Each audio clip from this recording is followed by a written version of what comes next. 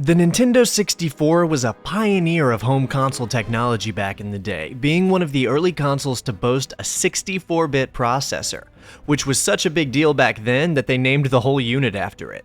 Just about every kid wanted one, and to some, it seemed like all the best games were restricted to it. Star Wars was, of course, still in its prime too, coming up to the prequel era, which was right around the corner just as the console was growing in popularity. With pretty much any console back then, you know there had to be some Star Wars games coming out for it. The same was true of this iconic Nintendo unit. 4 very solid Star Wars titles released across the console's lifespan, 2 set in the prequel era and 2 in the original trilogy era. So I went in and played them, all 4 of them, and we're going to be talking about them all today. Just a heads up, this is a compilation of videos that were made and released separately, but I tried to keep them all pretty consistent. Thanks for joining me, everyone, and let's start out with the fan-favorite cult classic, Star Wars Rogue Squadron. Released December 3rd, 1998, Star Wars Rogue Squadron was developed by Factor 5 in collaboration with LucasArts, who also published the game. Although it was marketed for and remembered as a Nintendo 64 title, it was also released for PC on disc. I even owned a copy back as a kid, and I loved it then too.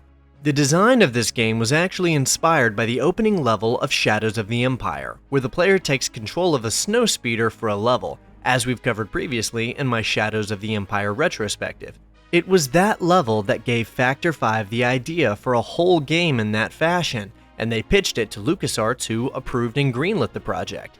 Although I opted to cover the PC port of Shadows of the Empire, I chose to play through this one using N64 emulation with a USB N64 controller, keeping it authentic.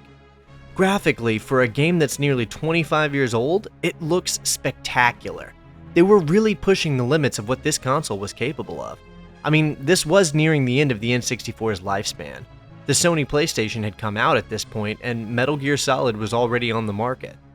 With over a dozen unique planets across 16 levels, this is easily one of the more impressive-looking titles available on the N64. This was achieved thanks to the Nintendo Expansion Pack, allowing the game to render at a higher resolution than it normally would. It isn't necessary to run the game, but it does make it look nicer. As for the levels, most of them look pretty similar. It's normally just some rocky terrain with the occasional outpost area. Some levels try to be a bit more ambitious, like Corellia, which shows some city structures. It's cool for the time, and I like that it feels so vast and exciting. This is something a lot of these other vehicle-based Star Wars games have missed the mark on.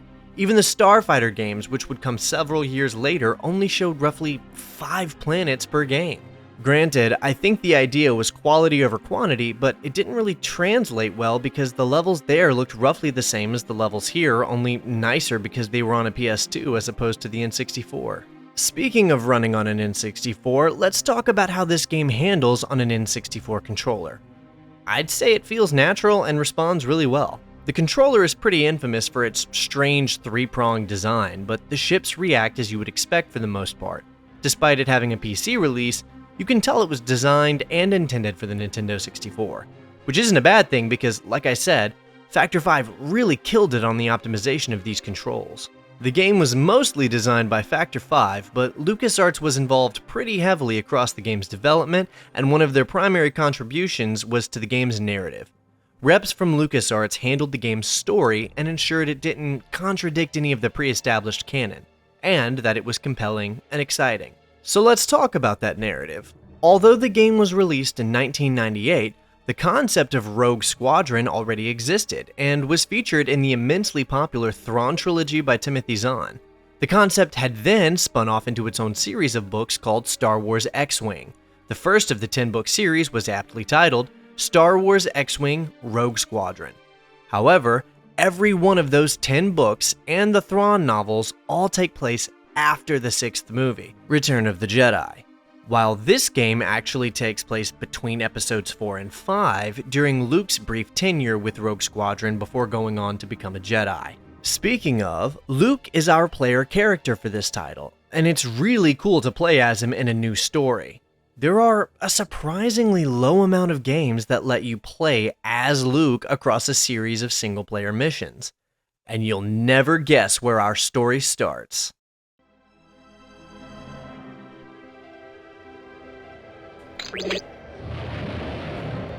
Good morning, Wedge. The rest of Rogue Squadron is still back at base, but I thought we could take an early morning run through Beggar's Canyon. Fortunately, this is the only level on Tatooine, not counting the bonus level, so there's still tons of interesting planets we get to visit later. I love Star Wars Legends, so it doesn't need a very strong story to pull me in for a game like this. That being said, Rogue Squadron does have a half-decent story actually, but it's nothing super crazy.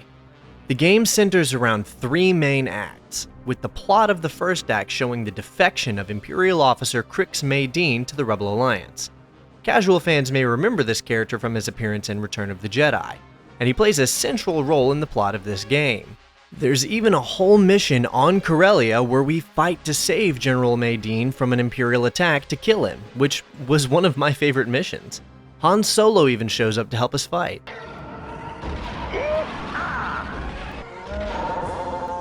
Han, Chewie, well, what are you doing here?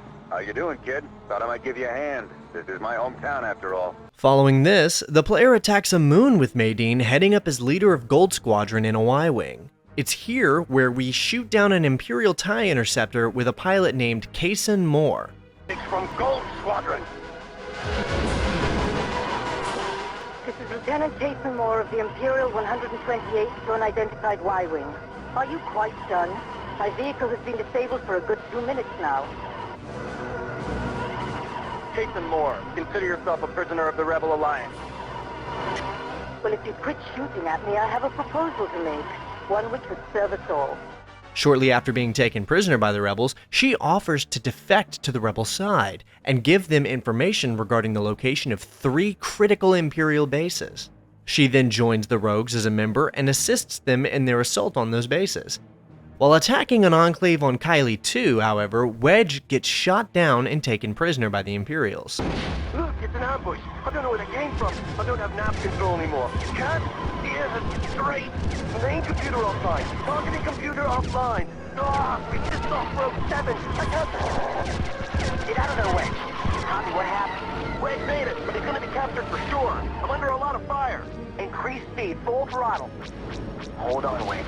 Well, the rogues can't just let one of their best be sent to the spice mines of Kessel, so they mount a rescue mission with information on what train he'll be on and when. After a successful rescue mission, our main antagonist is revealed to be one Moff Cole Searden. A pretty generic bad guy, to be honest. He's got your uptight Imperial demeanor, your typical Royal British accent, and a few sinister-sounding one-liners. Greetings, Commander Skywalker. So you're the young man who destroyed the Death Star.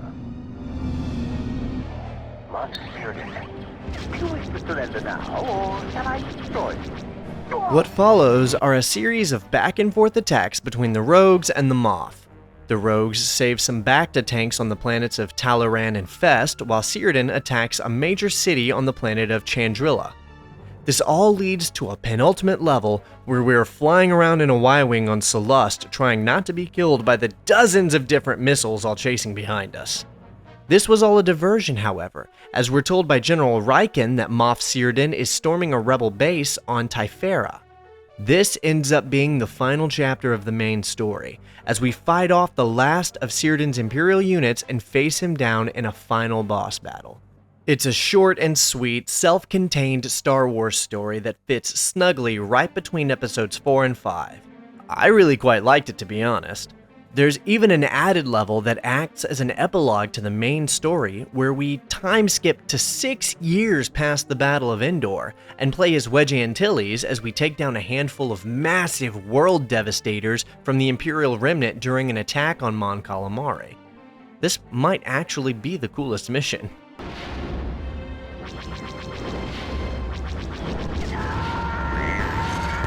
As I talked about earlier, this game actually feels fantastic to play. It responds to your inputs as you'd expect and controls very smoothly. Each vehicle even feels totally different and unique as well. They all have different firing modes, different speeds, boosts, durability, and special features. Our most common vehicle is, of course, the iconic X-Wing. It's probably the vehicle you'll be in the most, but that's okay because it's the best one of the default vehicles. It's not as fast as the A-Wing, but it's got more durability. and it's significantly faster than the Y-Wing. It's got multiple different firing modes and a handful of proton torpedoes for taking out land turrets or AT-STs. Every vehicle has a boost and a slow function, but the X-Wing actually has a secondary boost that doubles the movement speed entirely. We can engage this by closing our S-foils, which means we can't fire and it makes it harder to move, but it's very useful for closing gaps between you and another fighter. The A-Wing is the second most common fighter you'll use, and although you'll notice it moves faster than the X-Wing, as I mentioned before, it is also a lot less durable, so you really need to be careful how much damage you're incurring while piloting this one. No special boost, and we get missiles instead of proton torpedoes. But it's a very fun vehicle to fly. Feels like it's a paper plane sometimes, though. The third vehicle you'll use the most is the Speeder. It controls similarly to the X-Wing in terms of speed and durability, but without missiles or the S-foil boost. However, it does come with a tow cable, which of course we use to take down AT-ATs. You always know there's going to be Imperial walkers in a level if you're flying one of these. It's a cool mechanic, and of course this little mechanic in Shadows of the Empire is what inspired Factor 5 to pursue developing Rogue Squadron, so it's fitting we use it as often as we do. Finally, you've got the Y-Wing. It's slow, and it fires lasers like a bantha runs. Slow. It's cool to have this vehicle in the game, and it does come equipped with bombs, which are very useful in a few instances, but I just wish it was more fun to play these levels. Fortunately, they're pretty infrequent, so you won't have to suffer them for very long. The remaining ships are not really part of the main campaign, with the exception of the V-Wing, which you only use in the final level following the time skip. I do like the inclusion, but it's honestly a nightmare to control. It flies too fast, shoots too slow, and doesn't even look very cool. V-Wings in general are just not my favorite ships. Without cheats, that's all we get. But we're going to throw in a few passcodes and take a look at some of the hidden vehicles. Entering in cheat codes, we unlock 3 hidden bonus levels and a few additional vehicles. So let's cover 2 at once. The first bonus level features the T-16 Skyhopper making the Beggar's Canyon run on Tatooine. It's a fun little addition, but of course it's not really all that fun to play. You're just navigating the canyon with Luke's friends. I'm glad it's here because I think it might be the highest quality way to make the Beggar's Canyon run in a game. The third level is just the Death Star Trench Run. Very cool, but more of just a novelty than anything else. And the third and final hidden level is the Battle of Hoth. I, again, love the inclusion for the novelty, but realistically, it's just repeating the tow cable mechanic like 3 times in a row. Still love that it's there, though. Some other hidden content includes the Millennium Falcon, a TIE Interceptor, an AT-ST limited to 1 small bonus level, and the N-1 Starfighter. The Falcon is a monster. It's overpowered, has auto-locking, and takes way more damage than any of the other ships. Playing the levels with this ship is akin to just cheating, but it's still so much fun.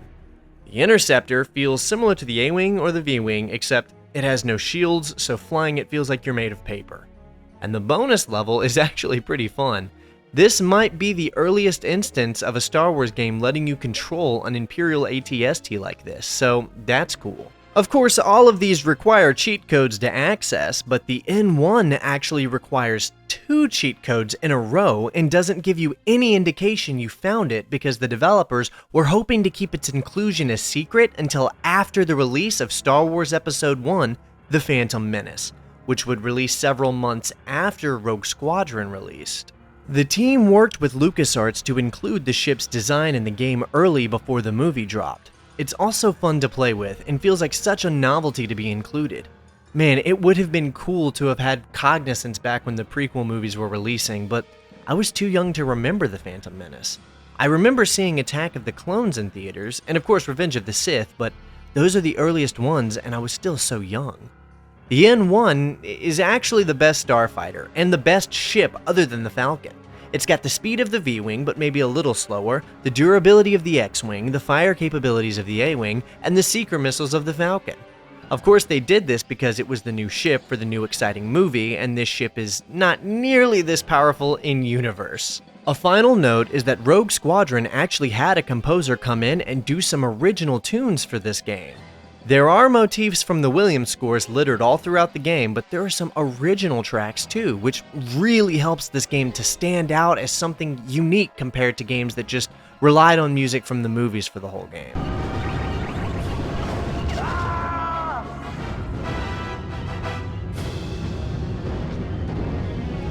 Well, we're at that big question now.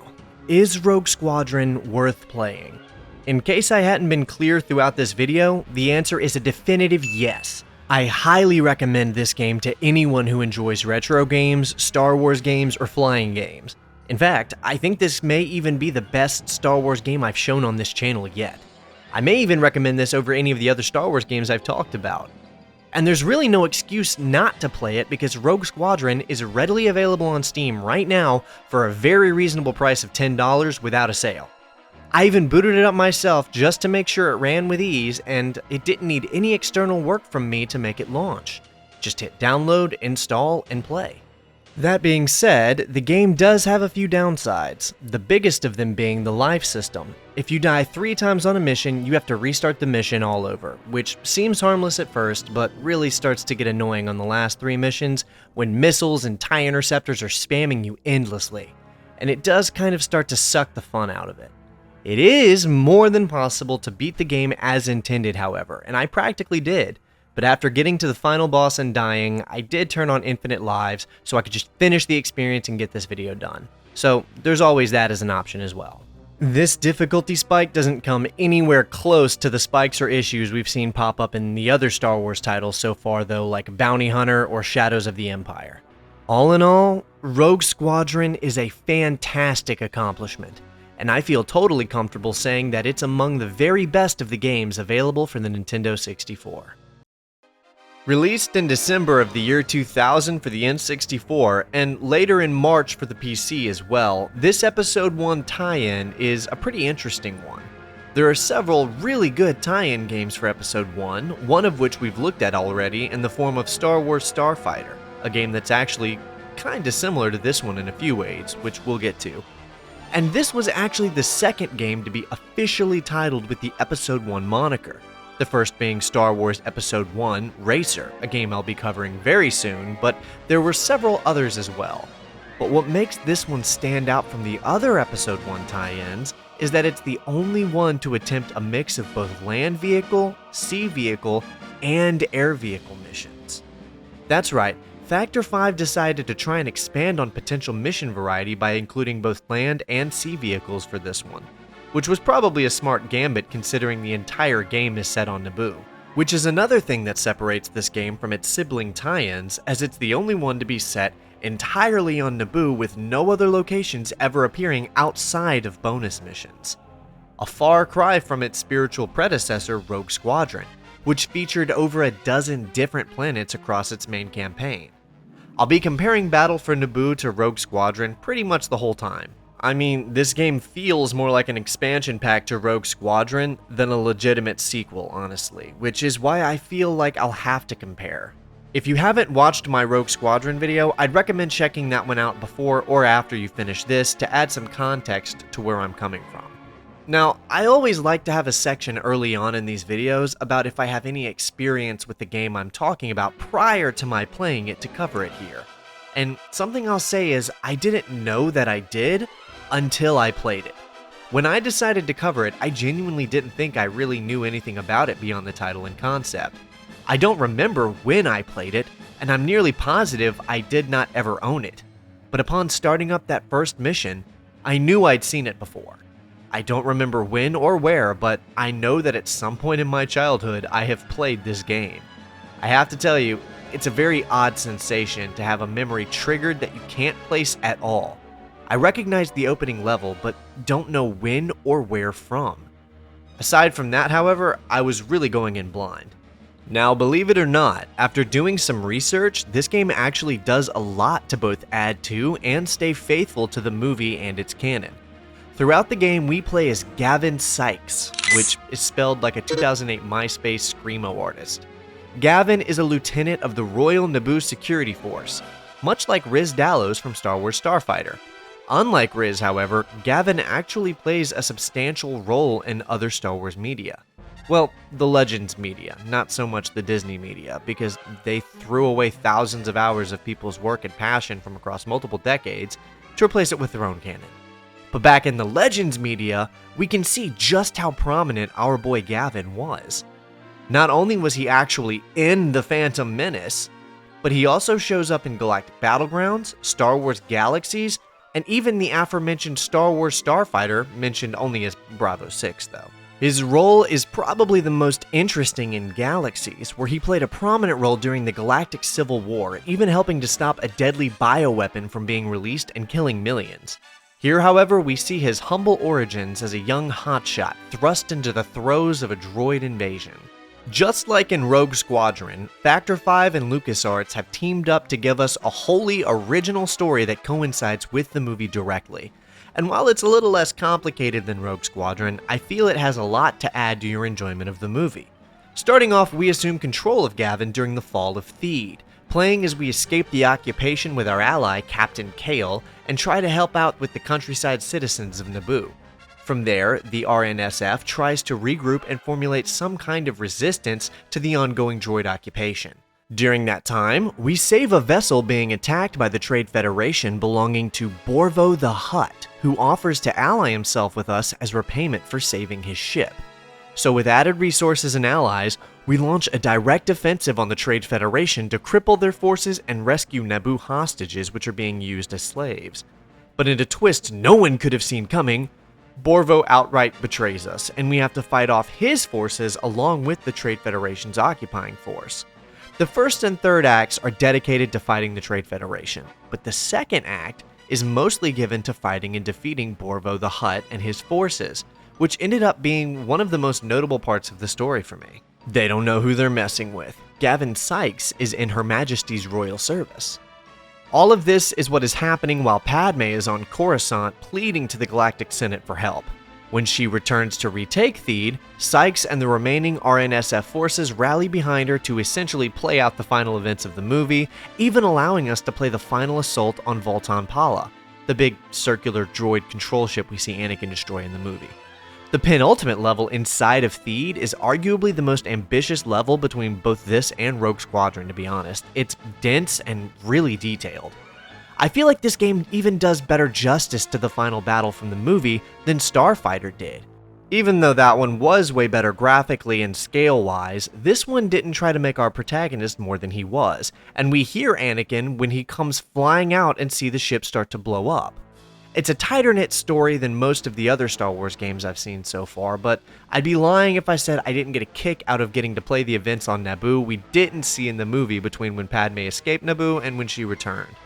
Whereas a lot of these games take place vaguely between the events of certain movies, this one can be pinpointed so specifically within The Phantom Menace that it really feels like we're playing a genuine companion piece to the film, even so far as seeing our player character in the movie, which is awesome. Now, I really don't talk about graphics in my videos unless I'm praising them or talking about how good they are. Criticizing something like that isn't my thing, and I don't typically care how bad graphics are if I'm having fun. But I'm happy to point out if the graphics do go above and beyond. This is sort of a special instance though, because the graphics aren't just bad, they look worse than the game they're following up in some cases. Somehow, Battle for Naboo manages to look worse than Rogue Squadron in a lot of ways, despite coming 2 years after. There are some parts of it that look better, like the lighting and maybe the textures. The new particle effects they introduced are really cool, like rain and snow, and the draw distance is way further, which makes things feel more immersive. But the explosions for some reason look way worse, like a green screen preset. They looked similar in Rogue Squadron, but way less apparent for some reason. And the most unforgivable part? What the hell is this? Are you kidding me? Is this really the best they could do? I get 3D was a new technology at the time, but are you telling me they couldn't model a 3D character model for this speeder? This paper thing looks just awful. I'm not alone either, as this was a point of criticism upon the game's release actually. I just don't believe it had to be this way. I really think if they'd wanted to, they could have modeled something here instead of using paper textures. Like, who thought this would be okay? Moving on to the gameplay, you'll see it is very similar to Rogue Squadron, so I'll tell you now, if you like Rogue Squadron or if this gameplay looks fun to you, then you'll probably like this game. It's that simple.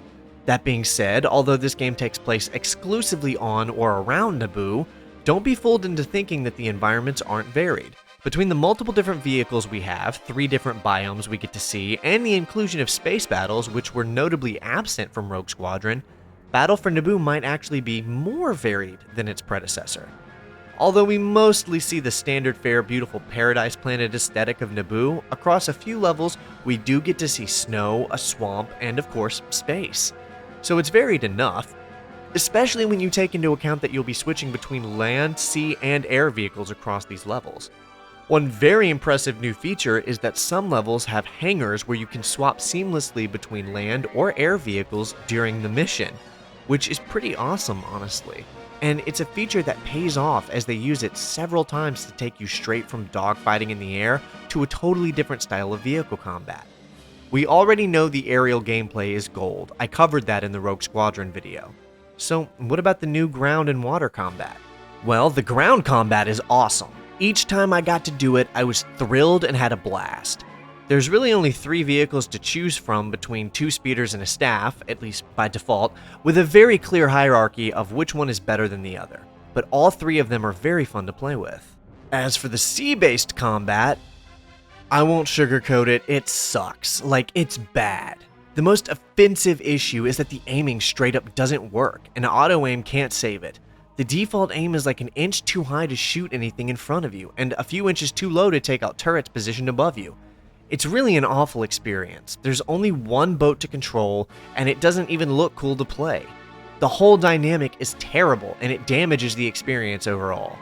Fortunately, I think there's only 2 missions where you're in this thing, and only one of them where you're in it for the whole mission, so it's not too bad. There's pretty much the same number of missions as Rogue Squadron, but several of them feel way shorter, so I think I completed this game faster than when I played Rogue Squadron, but let me tell you, it's, for some strange reason, way harder. I don't know why, but they upped the difficulty or something, because about halfway through it, it gets insanely hard to avoid taking damage. So just be aware of that if you're planning to go play it. Now earlier, I said the game takes place mostly on Naboo. That's because just like Rogue Squadron, we have a few bonus levels to look at. There's 3 bonus levels to unlock, and there are a number of cool little secrets you can find across the levels, or cheats to try if you're inclined. The first of the levels is pretty bland, I feel. You're protecting a Republic transport as it leaves with a bunch of files from a Trade Federation base. It's not very noteworthy, I feel. The second 2 are where it's at. Coruscant encounter has us flying through the high-rise streets of the city planet, chasing Darth Maul's Sith infiltrator as we attempt to shoot him down. It's pretty insane, but really fun. Makes me wonder, how have we not gotten more modern games that let us fly through the streets of Coruscant like this before now?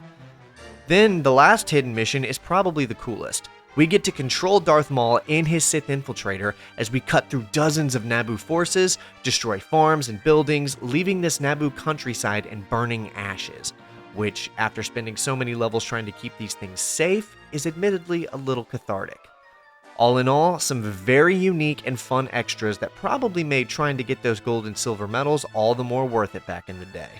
Earlier on the channel, I did a video on the Starfighter games, and something a lot of you may notice is that there are some striking similarities between this and Star Wars Starfighter, but let me assure you, they're very different games. For one, I feel like the story in this one is better than in Starfighter, and that there's more to see and do, too.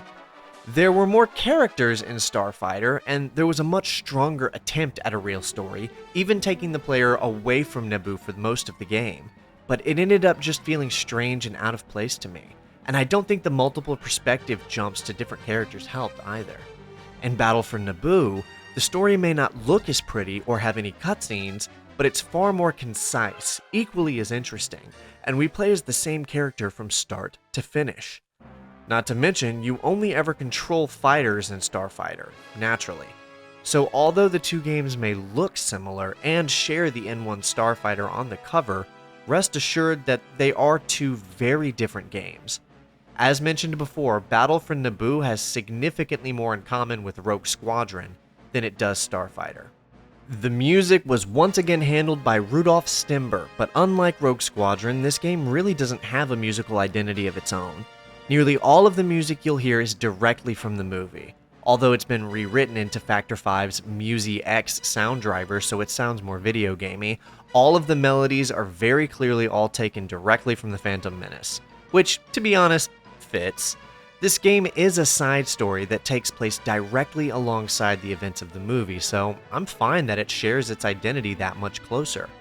It's all great, of course, but I mean, it's John Williams, so stands to reason it would be. The game's reception was unfortunately quite telling. While it received mostly positive reviews, pretty much all of the criticism was aimed at the lack of innovation for gameplay, the lower quality music not holding up to other games on the market at the time, and the graphics. Though they were apparently pretty mixed on those issues from what I read, the game's PC port was significantly less appreciated, being given what amounts to a 5.5 out of 10 average when I looked. Okay, so, the question. Is Battle for Naboo worth pulling and trying out for yourself? Well, overall the game has a lot to offer and a very fun package. Star Wars fan or not, this is still one of the better N64 games I've played, and the extra context for the movie's plot was just an added treat for me. So, if you haven't been able to guess from that alone, the answer is a very simple yes. I wouldn't really call it like a resounding yes, but it is good and I had fun. I am comfortable saying this one is worth checking out. I feel like it's in the shadow of Rogue Squadron in a lot of people's minds for all kinds of reasons, but make no mistake, it's every bit as exciting and worth playing as Rogue Squadron is. Released in May 1999, just 2 days after The Phantom Menace hit theaters, Star Wars Episode 1 Racer is a racing game, obviously, based off of the pod racing sport we see introduced in the movie it was tying into. The game was developed for the Nintendo 64, Dreamcast, Microsoft Windows, Macintosh, and the Game Boy Color? I mean, that's basically a different game. There was a PS1 port announced to be in development, but it never saw release, and I couldn't find any information as to why. My guess is the console was nearing the end of its life cycle. Racer was headed up by Star Wars legend John Knowles, and several other prominent developers from LucasArts who had just wrapped up development on Shadows of the Empire when they began working alongside the movie's production crew to try and create a game based on the movie's pod racing concept. Originally, the game was even supposed to be called Star Wars Pod Racer, but apparently some other company owned the trademark for any game with the word pod in the title, so in the end, they settled on just calling it Episode 1 Racer. It's a little strange. I feel like I remember it being called Star Wars Pod Racer. Like I've been hit with the Mandela effect or something, because I had this game as a kid on the PC. I can literally remember having this exact case. But for some reason, my brain always thought it said Pod Racer. Either way, I loved this game as a kid. Playing through the new levels and seeing all these new planets was exciting. Not to mention all of the bizarre and interesting pod racers we can unlock. For this video, we're looking at the N64 version of the game, which is pretty much the same as the other versions, except just like Shadows of the Empire, all of the pre-rendered cutscenes have been removed. The cartridge just couldn't handle them. Racer has a very typical racing game structure featuring 4 different tournaments to play through, each more difficult than the last, with increasingly challenging environments to navigate and try to race through. Let me just say, the learning curve between the first and second tournament is pretty substantial, and they get harder every new circuit. Really, the only way to keep up with the difficulty spikes is to constantly be upgrading your pod racer or just keep swapping to new vehicles and racers altogether, of which there is a surprisingly eclectic selection. And by that, I mean there's 25 total racers to pick from, 23 unlockable without cheats. That is kind of a lot of pod racers. Among them are some recognizable characters like Anakin or Sebulba, and a bunch of other characters we did see briefly in the first movie, all of which you can play as, and most of which have the same voice actors from the movie, including Anakin, properly voiced by Jake Lloyd. As mentioned earlier, there's a way to upgrade your different pod racers thanks to Watto's shop, where you can buy parts new, or head out back to the junkyard to see if he's got any parts for cheaper, And true to the film, Republic credits are no good here, only money, which in Tatooine terms means their on-planet currency, Trugets. Speaking of Tatooine, the first level of the game takes place there on the Boonta Eve course. Also, there is no narrative or storyline to speak of this time around, because the real star of the show is the different planets and racetracks you'll get to visit and play on. We get to visit 8 different planets across the 4 main circuits, but each time you visit a planet, the track has changed, oftentimes being expanded to be even longer and with more various different paths to take. Seriously, some of the coolest planets aren't even available until you get to the 2nd and 3rd circuits, which in order to progress you'll have to place at least 3rd on every level to see the next course, which, depending on the track, can actually end up being pretty difficult. Anakin! How many times I told you? Stay away from hard couplings! That was good. You may even recognize some of these planets if you've been with my channel for a while, as we'll race on both Malastare. They're pod racing on Malastare. Very fast, very dangerous. And Uvo 4, both of which have appeared in Star Wars Bounty Hunter, and both of which we covered in my retrospective of that game.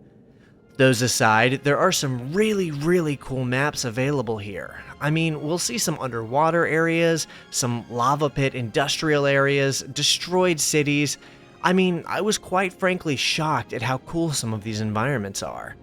One of these locations went on to appear in Episode 2, showing a pod race on a hologram of the cantina Anakin and Obi-Wan chase Zam Wesell into.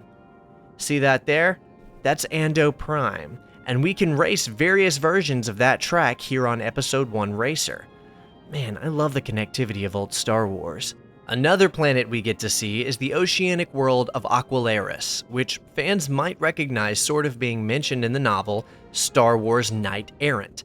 Though the planet mentioned there was Aquilaris Minor, not the main world we see in this game. Still similar, I'm pretty sure they're the same system.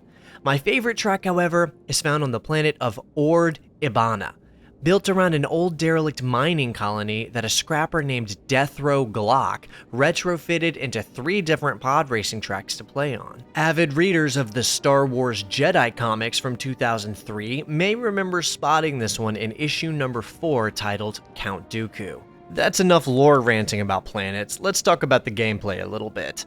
The primary game mode is called Tournament, and it's what I described before, where you'll play through a series of 4 increasingly difficult circuits.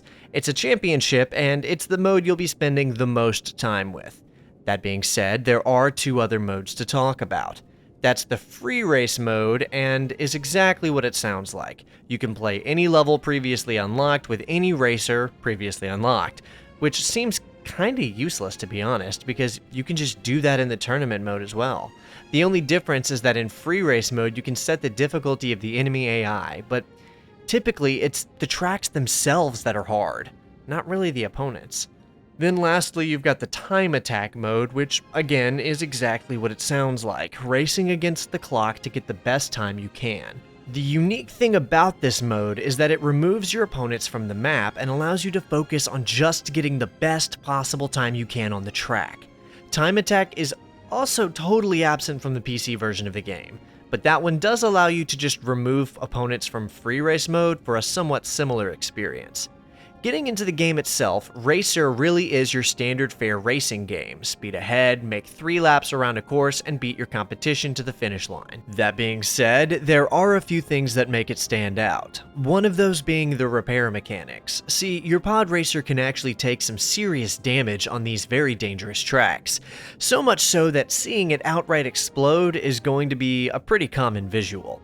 With this in mind, you can actually make repairs mid-race to try and account for the damage you might be taking like we see in the film. Doing this slows your vehicle down, but if you time things right, that slight temporary slowdown can be preferable to the 3-second setback of watching your pod racer explode. You can speed your repairs up by buying pit droids from Watto, which also cost you Trugets, but are probably going to be worth the investment in the long run. Another more conventional racing game mechanic is your boost, working similar to how you might expect a nitrous boost to work in a game like Need for Speed, this becomes crucial to actually winning races in later circuits. You can use it repeatedly, but it does require both a brief 1-second charge up and a roughly 3-second cooldown. But because it can slowly overheat your engines, you have to know how long to use it, which actually means you can use it strategically for smaller boosts to close the gap between you and your competitors, or just blow nearly all of it on one big advantage gain on a straight stretch. Other than that, it's going to be a really straightforward gameplay experience. There isn't much to say on the music either, since it's pretty much all just Williams tracks ripped straight from the first movie's score, which helps it fit nice and snug as an Episode 1 tie-in. One thing I will say is music only plays when you start your third and final lap. I thought this was a strange decision at first because the first 2 laps feel kinda quiet when you first start playing, but after a few levels I really got it. When the challenge starts to increase, that final lap can feel very intense, so the music kicking in right as you recognize it's make or break time helps everything to feel all more climactic. And honestly, the team did such a good job with all the sound effects for the pod racers that having those first 2 laps to really tune into the different sounds of your racer speeding through the environment or the chugging sounds of it being repaired help make it feel more like that first part of the movie's race sequence when there's not music, just the sounds of the race. Honestly, LucasArts really nailed the feeling of flying through a course at 500 miles an hour. Star Wars Racer was met with some above-average reviews upon its release, garnering 7s, 8s, and 9s from major video game journalists at the time, and went on to become a serious cult classic both among Star Wars fans, racing game fans, and N64 fans in general. It is such a classic that it has since seen multiple re-releases and ports to modern hardware, including the PS4, Xbox One, and even the Nintendo Switch. Point is, people loved it then and still seem to love it now. Okay, so do I think Star Wars Episode 1 Racer is worth going back and trying for yourself? I'm pretty sure you've been able to garner a good idea of my answer, and that is yes. Episode 1 Racer is absolutely worth going back to experience for yourself. Not only is it a great Star Wars game, I personally think it's an awesome racing game in its own right. Like, even if this wasn't Star Wars, all of these really creative and exciting levels, mixed with solid gameplay and ample customization, adds up to an excellent racing game, just in general. The Star Wars skin just makes it feel all the more recognizable and fun. So if you're looking for an over-the-top sci-fi racing game on the N64, you really can't go wrong with this one. Ever heard of Shadows of the Empire? If not, you may be wondering what it is. Is it a game, a book, a toy line? The answer is yes, it's all of those things and more. See, when they were around, LucasArts was a studio filled with some of the most innovative and creative people in the entertainment industry, and with George Lucas about to release his special edition of the original trilogy, LucasArts got together and pitched one of the most ambitious Star Wars projects seen to date. In an attempt to bridge the gap between episodes 4 and 5, LucasArts conceptualized what they referred to as a multimedia project they called Shadows of the Empire, which, surprisingly, we have the Dark Forces project lead John Knowles to thank for that, as setting it between 4 and 5 was actually his idea. The goal was to create a single Star Wars story and tell it through multiple different forms of media, all connecting to create a massive experience without using a movie. This included everything: a book, a game, a comic book series, trading cards, micro machines, toys, models, and even an original soundtrack performed by a live orchestra for the story to accompany however you were choosing to consume it. We all know now that Star Wars has been a cultural phenomenon for decades, having overtaken the hearts and minds of the populace with its movies, books, comics, toys, and, of course, video games. This multimedia project was a huge factor in actually making that happen in the mid-90s, priming the industry for what the prequels would eventually bring at the turn of the century. Look, this channel is no stranger to Star Wars games at this point, with me having already covered Star Wars Bounty Hunter for the PS2, and most recently the Rebel Assault games. Today, I wanted to do another extensive retrospective on yet another old Star Wars game, Shadows of the Empire. Except, since it's actually a fairly short game, this won't be quite as long as my other extensive videos. Released for the Nintendo 64 all the way back in December of 1996, 3 years before the first prequel even existed. Shadows of the Empire isn't actually its own original game, but serves rather as a pseudo-adaptation / companion game to a book released of the same name as but one piece of a full multimedia project. So in my typical fashion, I pulled out all the stops and actually read the full book by Steve Perry alongside playing through the game so that I could fully immerse myself in the experience of this title in every facet it had to offer. Although, as stated earlier, the game is more of a companion piece to the book where the main story actually is. Star Wars Shadows of the Empire, the book, is actually the glue between episodes 5 and 6 of the original trilogy, focusing on how Luke, Leia, and Lando discovered the location of Han and what they had to go through to set up their rescue plan.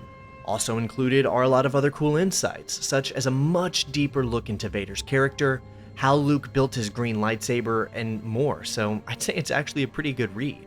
So with that in mind, I will be bringing up the book frequently throughout the video to inform you guys what's happening in the main story as we work our way through the game's side adventure, not too dissimilar to how I handled my Dante's Inferno video. So let's get started.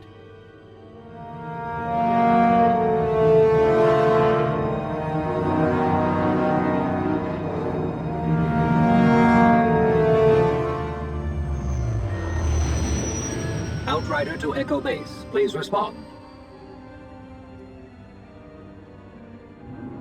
Captain, I've established contact with the rebel outpost on Hoth. This is Dash Rendar. Tell the Princess I've got that shipment of assault blasters she's been waiting for. Copy, Outrider. We've been expecting you. You are clear to land at Base 3.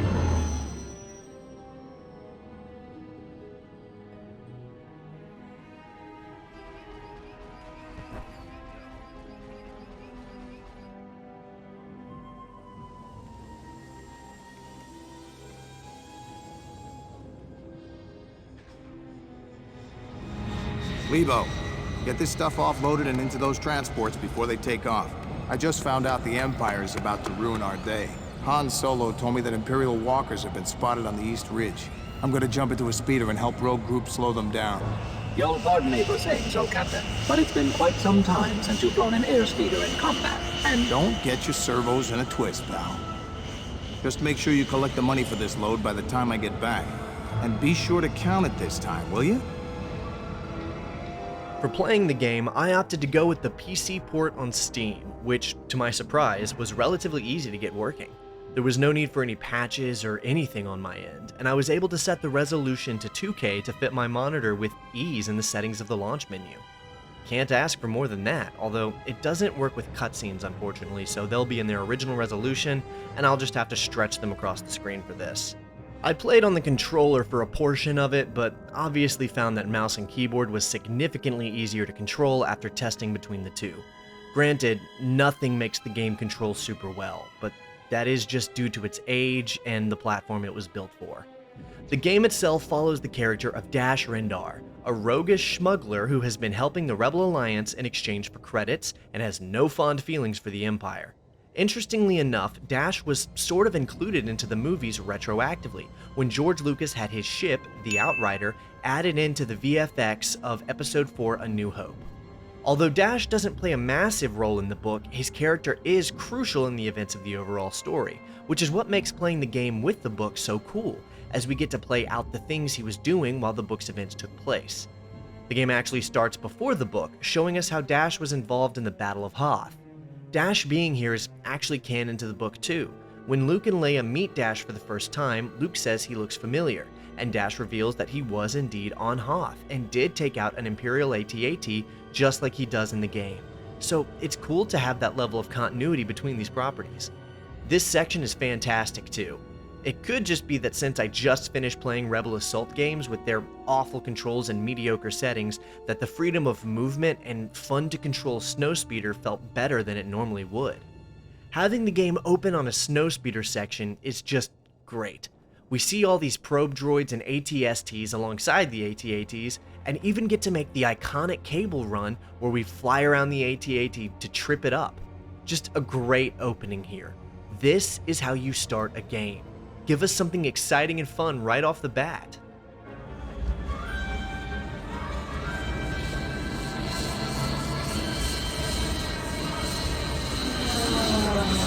Lebo, I'm through messing around out here. Fire up the ship, I'm coming in.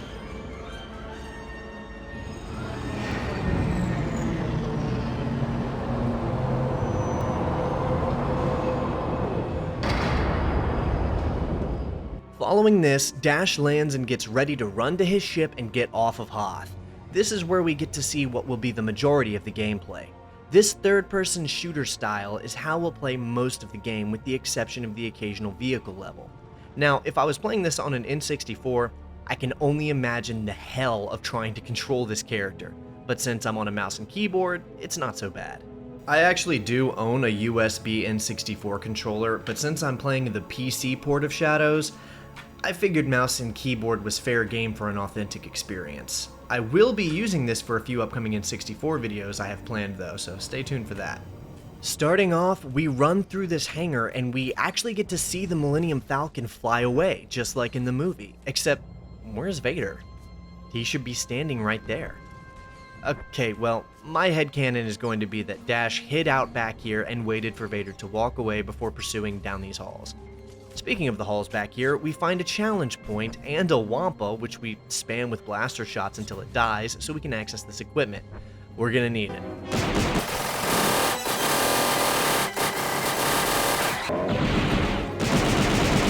I don't know whose idea it was to make navigating slippery edges a key element of a game that controls like this, but I'd like to have a word with them. Repeatedly, I am just walking and minding my own business when Dash slips and falls to his death, which is damned annoying. I want to be frustrated, but then I remember that speedruns exist, and I have to remember that no matter how badly a game controls, the problem is always that I just need to get good. You've got psychopathic autists giving in to the force to speedrun and complete these levels like they're one with the game itself. Reminiscent of Luke turning off his targeting computer and using the force to destroy the Death Star. So, I'm just swallowing the truth. I suck at the game.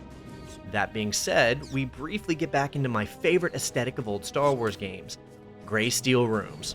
Don't worry, these areas actually play a surprisingly minimal role across the game as most of the environments are outside, which is a very welcome facet of the game overall. There is a hidden room with 3 more Wampas in it, but I didn't get footage of it. Just putting that in there. Getting into this massive room, we come across the generator room for Echo Base, and due to the Imperial attack, the generators have gone offline. So Dash needs to reactivate the generators before he can get to his ship and leave. Following this, as we're trying to get to our ship, the ground starts to break apart under us, forcing us to jump to stay alive. I loved this inclusion. I had no idea or expectation of anything this interesting happening in a game this old. I know it might seem so menial and small, but it's dynamic events like this that make the difference between a game that keeps us engaged and one that numbs our brain. We're finally at the first boss battle of the game. Well, it's more of a mini-boss, but it's still pretty hard. So here's an embarrassing admission. I didn't know you could look up when I started playing this.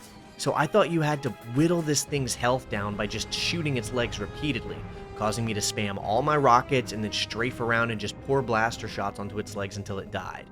Writing this in hindsight, I am now aware of how much easier it is to kill these things if you just aim up and shoot their head, but that's why the footage is the way that it is. So we run down another hall, leap off a cliff, grab a challenge point, and there's our ship. Alright, I've got to nerd out a little bit. I love the Outrider. This ship is a YT-2400 Carillion light freighter, a newer, sleeker model than the YT-1300 light freighter, which is what the iconic Millennium Falcon is. The book even confirms that the Outrider is smaller, faster, and better than the Falcon would be without the added modifications from Lando and Han. As far as looks go, I think the Outrider looks significantly cooler than the Falcon, and despite all the hate the Special Edition trilogy gets, the inclusion of the Outrider gets an approval from me. It's a good thing I like the ship too, because we're about to have a whole level in it. The next mission is short but sweet. We leave Hoth and fly over a Star Destroyer and through an asteroid field as we try to bypass the Imperial blockade and escape. This is a really simple mission, but it doesn't take away from how sick it is. As we dive deeper into the field and prepare to make the jump to hyperspace, we have to destroy 60 TIE fighters. It's on the rails and we can only control the weapons, but I really enjoyed playing this level. Speaking of levels, the game itself is split up into 4 different acts, or what it refers to as parts. each one accompanied with its own traditional Star Wars text crawl, and each of those 4 parts has 3 missions in it. In previous videos, I've talked over and over about developers putting their best foot forward when releasing a game.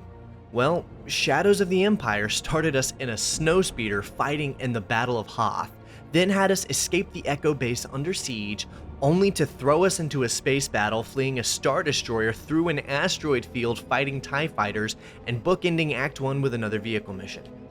This is what I'm always talking about with first impressions. After destroying the fighters and getting free from Imperial sight, Dash makes the jump to lightspeed, and we move on to the next part of the game, where we'll be taking on a couple of the galaxy's most notorious bounty hunters.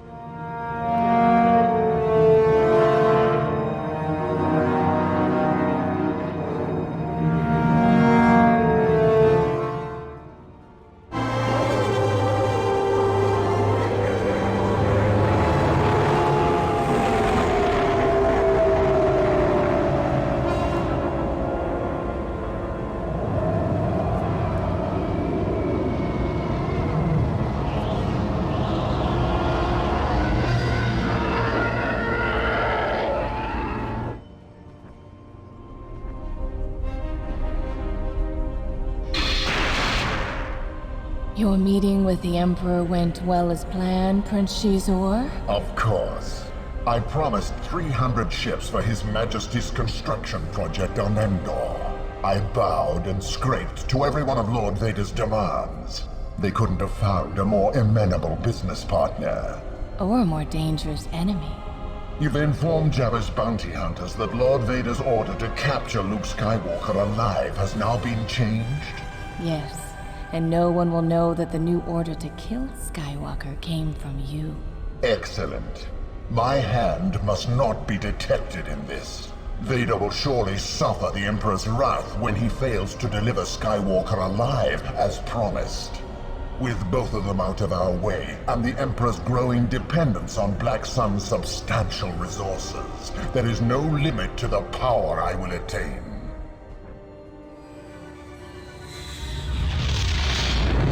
You are correct, Captain. IG-88 is down in the junkyard, outside the city of Ord Mantell. I told you Princess Leia hired the right guy, Lebo. After their nasty dogfight, Boba Fett took off to some safe port for repairs, and IG-88 limped his ship here to scavenge for spare parts. I'll bet that droid knows exactly where Fett is hiding, and that's what I'm gonna find out.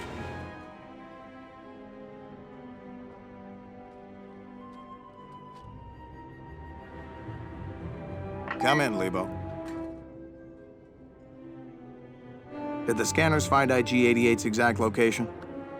Yes, sir. A salvage plant at the far end of the junkyard. A hover train runs through the junkyard and leads to the loading door.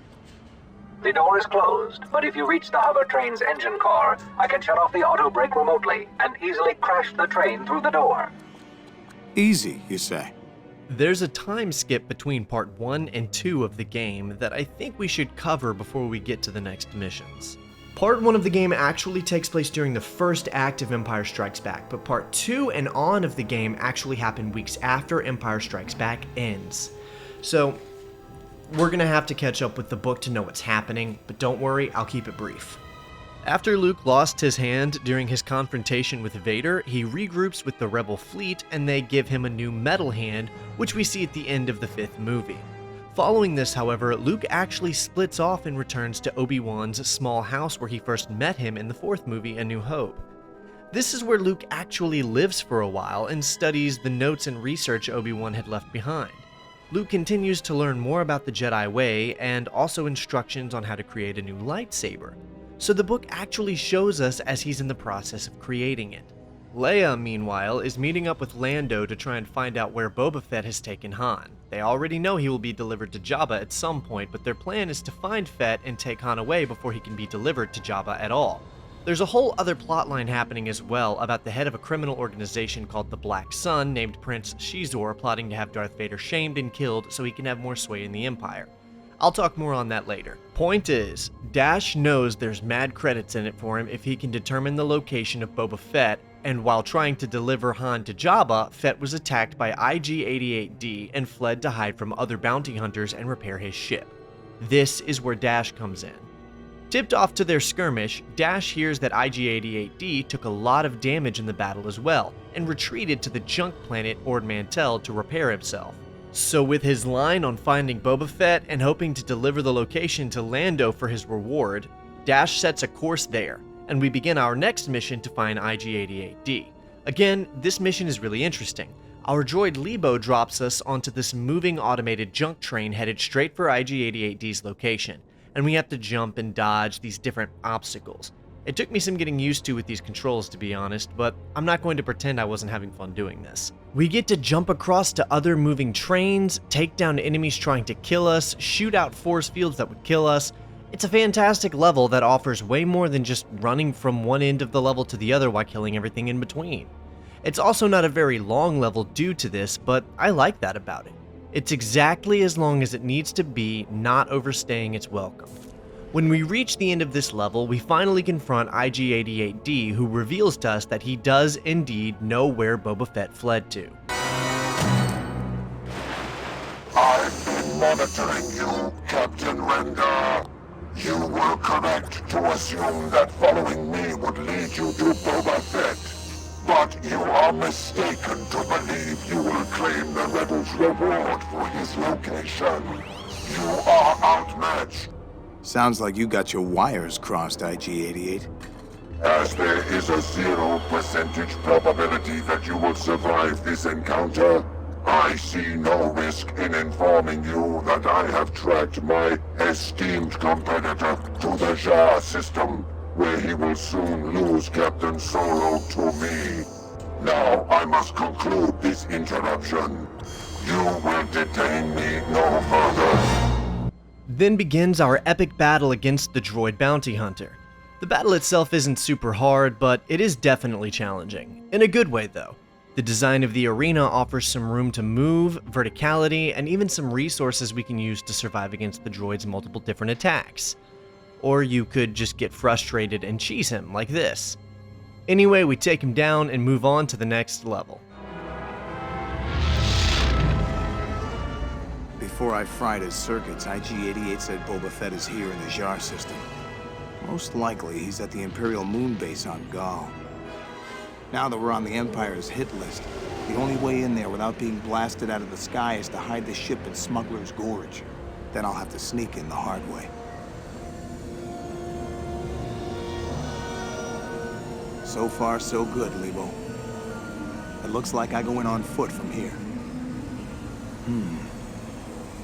We touch down on the moon of Gaul in the Tsar system, opting to hide the Outrider in a location called Smuggler's Gorge. There's a nearby Imperial base Dash suspects Boba might be hiding at, but we're going to have to sneak in and verify it before we can take the info back to Lando. This mission is a little frustrating, but it's not bad. It's got kind of a desolate vibe to it, which I like, and it is cool to jump from cliff edge to cliff edge like this. There's also so many probe droids. I get why they used them so much, but the point of probe droids is to scout areas where the Empire isn't currently located. We're at an Imperial base. What are they probing for? The level gets a lot better once we get inside of the Imperial base in my opinion, but I can't undermine how cool it is to be sneaking alongside a cliffside to infiltrate said Imperial base. Also, what the hell is this? Is that a sand wampa? They didn't have to do this, and they probably shouldn't have. I can understand feeling like you've wasted development time making a wampa model and only using it in one level, but I mean, this isn't a thing. Wampas are native to Hoth, I'm pretty sure. Never mind, let's just move on. We sneak inside the base by killing the guards and opening the door. I like your style, Dash. From here, it's just a matter of carving your way through the base, the Dash Rendar way.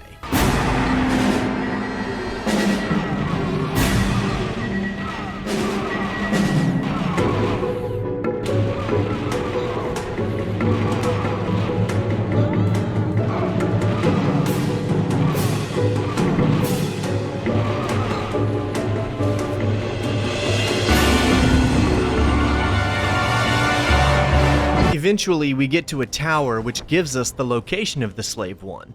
And this next level changes everything. The gorge is far larger and less forgiving in this section, and there's no way Dash can navigate it on foot. Good thing the Empire left a jetpack in this tower for just this occasion. Strapping it on, we now have to learn to use the jetpack so we can get through this massive canyon. And it's actually so much fun. I enjoyed using this jetpack way more than I did the one in Bounty Hunter, and that game was literally designed for it.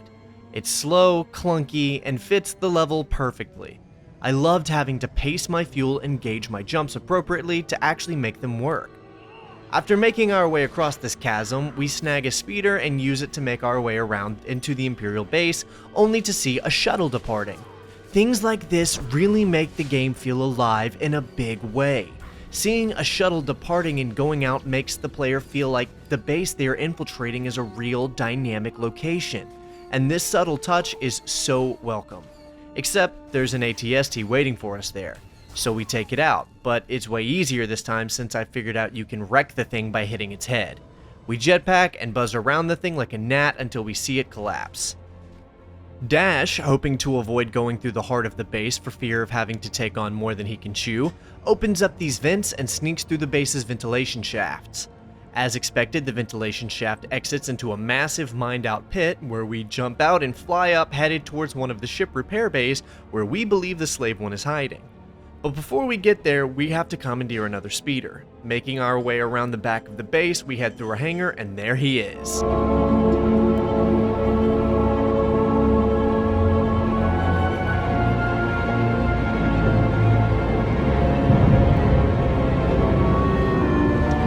Boba, hoping to defend his ship and location, engages in combat with Dash as the two face off, but Dash manages to get the upper hand, if temporarily.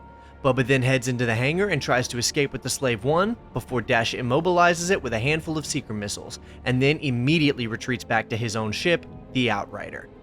This boss is actually pretty cool, facing off against Fett with a jetpack to hold him off until we can damage his ship further to keep Boba stranded here, and then getting off the planet. Several games let you fight Boba Fett actually, but it doesn't take away from this being a really cool instance of it, and it feeling pretty fun to do.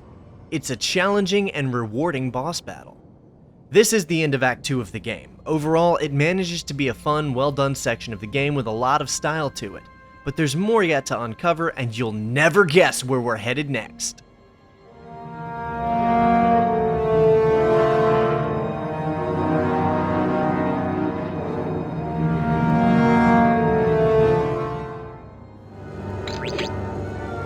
Skywalker was spotted at Kenobi's old place. Jabba will pay extra to the one who blasts his bones. Let's fry him.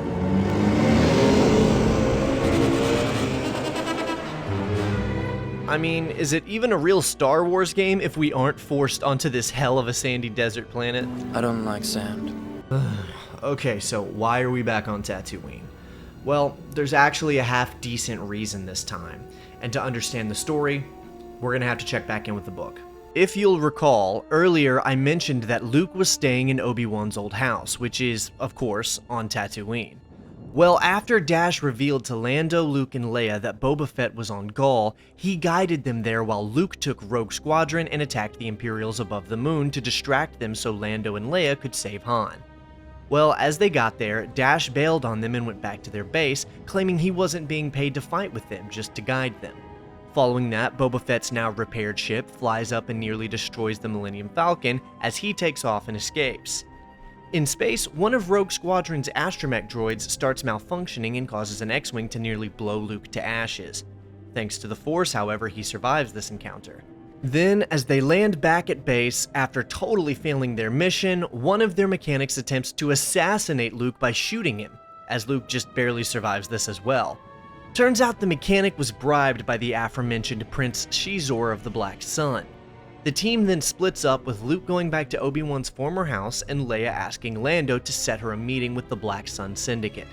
Before splitting, however, Leia offers to pay Dash Rendar to watch out for Luke and prevent more assassination attempts, to which Dash agrees after haggling with her about how he will receive the payment.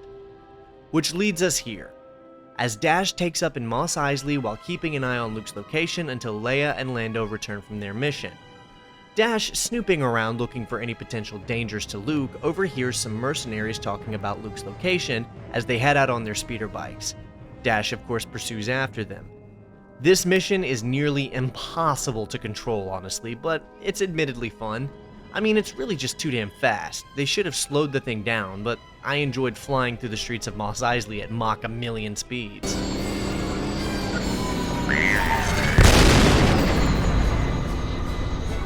We eventually take them down and arrive to Luke's location where a cutscene plays showing them talking. Dash, what are you doing here? Princess Leia asked me to watch your back, Luke. Good thing she did, because while I was sniffing around in Mos Eisley, I overheard that gang talking. They worked for Jabba the Hutt and they had orders to kill you. But something's not right. I have a feeling someone else is pulling Jabba's strings. Where's Leia now? Leia's trying to find answers, Luke. She thinks by infiltrating Black Sun's spy network, she'll find out who's behind this. Black Sun? One of their agents just delivered to us the time and route of an Imperial freighter. Supposedly, it's carrying an encoded supercomputer with detailed plans for a major Imperial construction project. I wouldn't trust those gangsters if I were you. I don't trust them, but we can't afford not to check it out. It may be vital to the Alliance. Want to come along, Dash? Why not? Gotta earn my pay.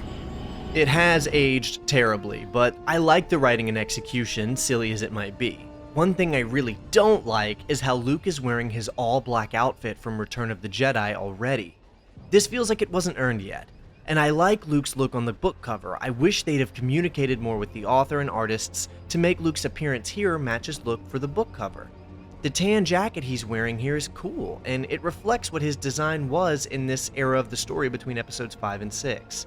Just feels like a missed opportunity, where they grabbed his iconic look before he should really even be seen in it. I mean, come on, the Dark Horse comics even kept his look consistent. Moving on, Dash flies the Outrider and docks with the ship to search for a supercomputer as Luke covers him from his X-Wing. I'll cover you out here while you look for that supercomputer, Dash. Good luck.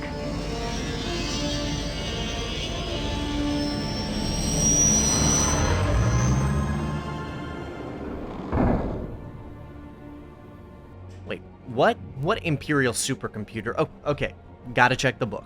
So in the book, Luke and Dash are actually contacted by a Bothan spy on Bothwania in an attempt to reach Leia to offer a tip about a top-secret supercomputer being carried on a disguised Imperial transport.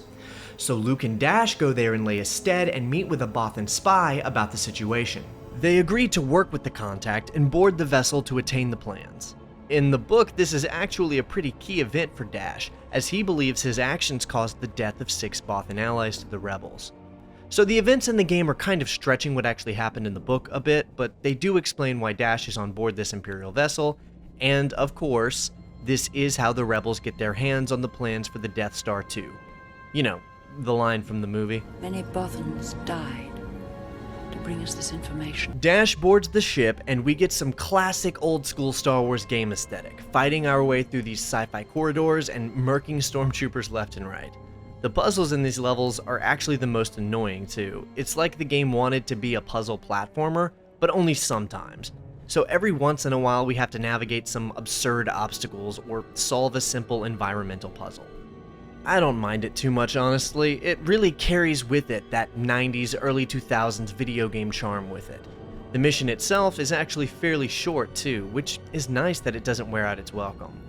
But now it's time to square up with our boss battle. What could possibly follow up IG-88 and Boba Fett, you might ask? A loader droid. I know it's kinda lame, but it's mercifully easy. And with that, Dash steals the plans from the Imperial supercomputer, calls in the Outrider, and they get out of there. I like the mission overall, honestly, and it does have some annoying aspects, but it's cool.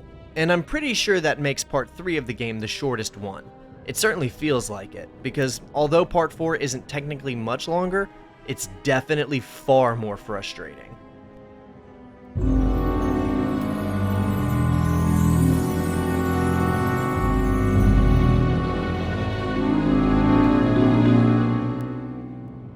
Before we go any further, I just wanted to take a minute to thank you all so much for watching and to talk to you briefly about introducing channel memberships. See, I don't have sponsors or anything, at least not right now, but I really do love doing these videos for you, and this is a great way for you to be my sponsor and support the channel directly right here on YouTube. So if you're loving the content I bring you, be it the music, the reviews, or these retrospectives, you can become a member of the channel. and gain access to my weekly updates, exclusive polls, monthly live streams, early access, and more. But most importantly, you'll be helping me out, and you'll be supporting original content creation here on YouTube. Again, thanks so much to those of you who just watch, like, comment, and subscribe. That is always immensely helpful to creators, and it is more than enough. But for those of you wanting to go that extra mile, I'll look forward to seeing you as members on the channel. Now, let's go invade a crime lord's palace. Dash, see if you can find a way to cover our escape. We'll meet back here. Sure, Luke. I'll just plant a few pulse bombs and blow this foul-smelling place sky high. Just be sure to make it back in one piece. Now, in the book, parts 1 through 3 of the game have already resolved by chapter 20, and since there are 40 chapters in the book, there's roughly half of the story untold unless you read the book, much of which deals with Vader's dynamic with Prince Shizor, Luke's value to the Empire, Vader specifically of course, and even a sequence where Shizor attempts to seduce Leia. Of course that doesn't work and she overcomes it. Eventually, however, both our Alliance heroes and Vader himself get fed up with Shizor's antics and decide they've had enough. So the game picks up with the Falcon and the Outrider flying side by side through these city streets into the palace interior, and the cutscene is honestly awesome. The plan is for Dash to infiltrate the palace, place some charges, and blow it up. So in order to get into the palace, Dash of course takes the sewers. And sewer levels in Star Wars always mean the same thing. Dianogas. Is that how you say that? These things are vicious and disgusting, and you might recognize them from the trash compactor scene in the Death Star seen in episode 4 when it almost killed Luke. Well, this time, Dash has to gun through a handful of them as he tries to get through this vast sewer. Instead of fighting Imperials in this mission, it's just dozens of Black Sun mercenaries guarding these sewers to keep Dash out. We do get the jetpack pack, however, and get to use it to navigate through a surprisingly vertical map, all things considered. Again, I do enjoy the jetpack movements for this game, so this was a welcome addition to the level. Eventually, we reach the end of the level and fight a Lovecraftian-level eldritch horror of a giant Dianoga. Horrifying, but cool. Compared to Bounty Hunter, this game actually has some really creative and interesting end-level bosses. It's not all just shuttles or Longo 2 guns. The boss itself is fairly easy. We fire off some seeker missiles and dodge some tentacles. What a fantastic spectacle of an end-level boss. They didn't have to go that hard, but they did. And then we have our final on-foot level and the hardest one in the game, Shizor's Palace. I hate this level. Every potential flaw in this game is not only highlighted, but accentuated by this level, and it is awful. Aesthetically, it's really neat, and I love that they used the song written for this area and the original soundtrack that was written for the book. Helps to tie together the idea that it's all one big multimedia project. Gameplay-wise, however, it's bad. Most of the issues in the level can be reduced down to these little remote droids. They shred your health, and you can't aim at them manually without having to stop and take immense amounts of damage, and Dash's auto-aim doesn't really work on them since they're either too high or too low for him to see them. If this enemy type was removed from the game altogether, it would be an overall improvement for the whole game, and I stand by that. Without the remote droids, this level would be a challenging but interesting level to play through, but the simple inclusion of this enemy turns the level into a slog of repetition and relying on Dash's auto-aim RNG.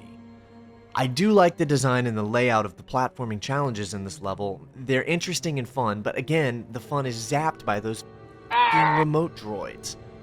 This final area is just a slog. You have to fly between these 3 platforms and plant the charges that will blow up the palace. But since you can't aim down without being hit, you'll end up just jumping down and blind fire spray and pray until you get through it, hoping you don't take too much damage before you take them out. Getting through some platforming sections, we come to our final boss of the game pretty much, and the layout of this level is cool. First we get this cutscene of Dash finally facing down a hologram of Shizor. Captain Rendar, you have been a persistent thorn in my side, not to mention a most disruptive, uninvited guest at my palace. I apologize that I am unable to give you a guided tour, as I have more pressing matters to attend to at my skywalk. However, I remain a gracious host and leave you in the company of my favorite gladiator droid. I hope you find him as entertaining as I have over the years.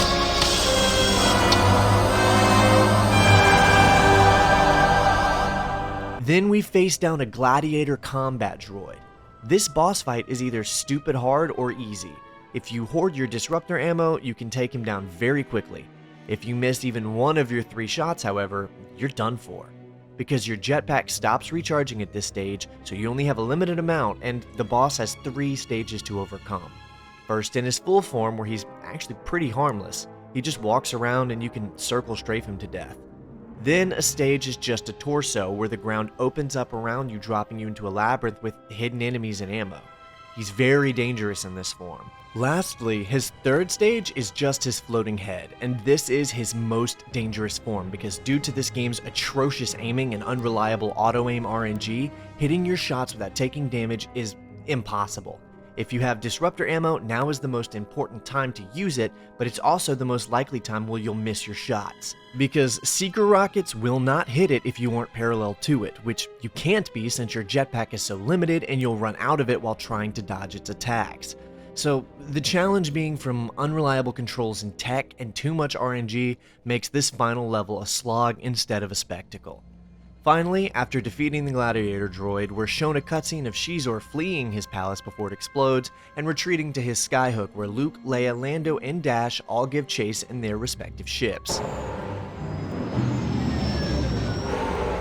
Shizor is heading for his skyhook. Here we go, a massive concluding space battle to end the game. We get back into an on-rails turret section, cutting through the various Black Sun starfighters swarming around us like bees, taking out as many as we can while we are en route to Shizor's skyhook.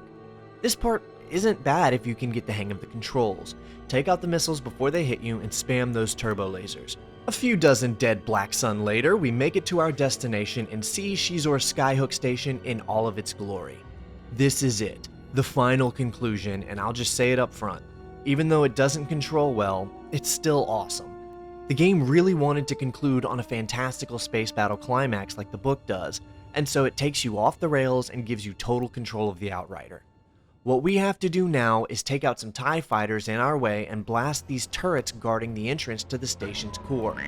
And we get our traditional Star Wars tunnel run flying through obstacles to fire off missiles into the Thalian's Fist station core. We have to make this run several times actually, with each entry showing the core being more and more on fire and in disarray than it was before. Just like in the main game, you can even choose what perspective you want, and play it in first person, which is such a neat addition, but I prefer third person since it feels like it was designed that way. At last, Dash fires off his final missiles and the core begins to erupt. We make one last run through the core towards the exit as the tunnels explode around us until... unfortunately, Dash is shown to be caught in the explosion.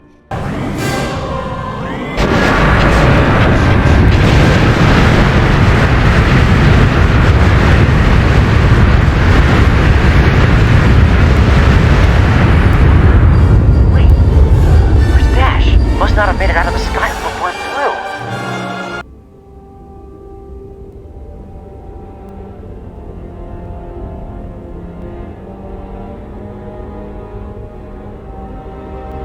I can't believe Dash didn't make it, Leia. He was such a great pilot. I know, Luke, but he didn't die in vain. Thanks to him, the Alliance no longer has anything to fear from Black Sun, and the Imperial computer he captured is being decoded right now. It may well contain information worth the price he paid with his life.